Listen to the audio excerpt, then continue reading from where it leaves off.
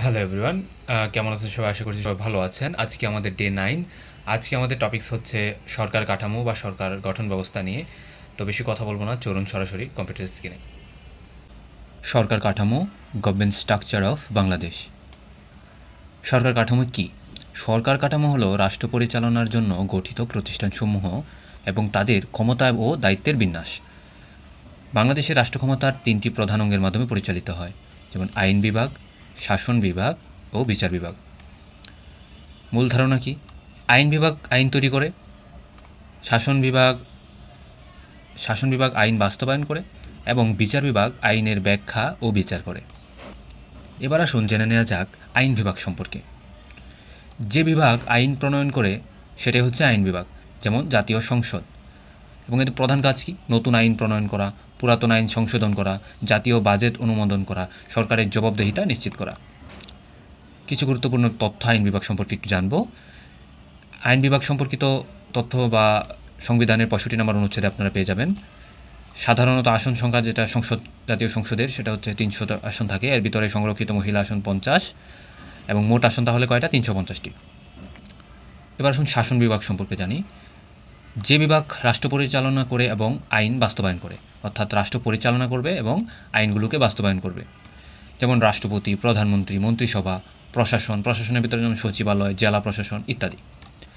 তো রাষ্ট্রপতির পরিচয়টা একটু আমরা জানি। রাষ্ট্রের সাংবিধানিক প্রধান তিনি হচ্ছে আমাদের রাষ্ট্রপতি। অনুচ্ছেদ 48 নম্বরে এই বিষয়ে বিস্তারিত বলা আছে।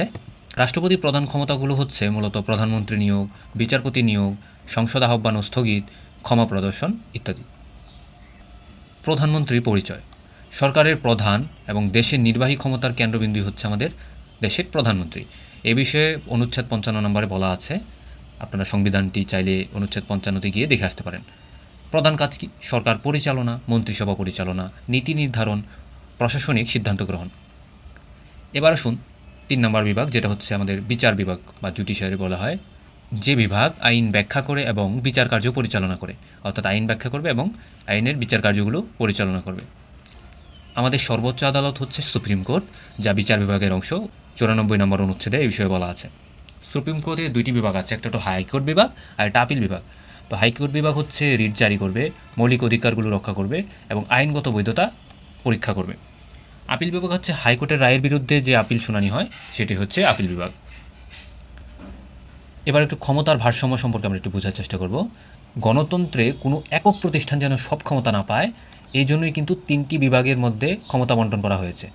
যেমন বিভাগগুলো কী কী? আইন বিভাগ কাজ কি? আইন তৈরি করছে। শাসন বিভাগের কাজ কি? আইন বাস্তবায়ন করছে। এবং বিচার বিভাগের কাজ হচ্ছে আইনের ব্যাখ্যা এবং বিচার করছে। এভাবে 3টি ভাগে কিন্তু ক্ষমতাগুলোকে ভাগ করে দেওয়া হয়েছে। বাংলাদেশ সরকার ব্যবস্থা হচ্ছে পার্লামেন্টারি ডেমোক্রেসি বা সংসদীয় গণতন্ত্র যেটাকে বলা হয়, অর্থাৎ জনগণ সংসদ সদস্য নির্বাচন করে আর সংসদে সংখ্যাগরিষ্ঠ দলের নেতাই কিন্তু প্রধানমন্ত্রী হন। চলুন একটু কুইক রিভিশনে যাই। রাষ্ট্রের ক্ষমতার অঙ্গ কয়টি? 3টি। আইন বিভাগ মানে হচ্ছে আমাদের জাতীয় সংসদ, যেখানে আইনগুলো প্রণয়ন হয়। শাসন বিভাগ হচ্ছে যে রাষ্ট্রপতি, প্রধানমন্ত্রী এবং মন্ত্রিসভা নিয়ে যেটা গঠিত হয় সেটা। এবং বিচার বিভাগ হচ্ছে সুপ্রিম কোর্ট। আর বাংলাদেশ কি? একটি সংসদীয় গণতন্ত্র। আশা করছি সরকার কাঠামো সম্পর্কে মোটামুটি ক্লিয়ার হতে পেরেছেন। তো এটা খুবই বিশাল একটা টপিকস, কারণ জানেন এই কাঠামো বা এই গঠনের মাধ্যমে কিন্তু আমাদের দেশ পরিচালিত হচ্ছে। তো জানি না কতটুকু ভালোভাবে বোঝাতে পেরেছি, ভুল ত্রুটি হলে ক্ষমা সুন্দর দৃষ্টিতে দেখবেন।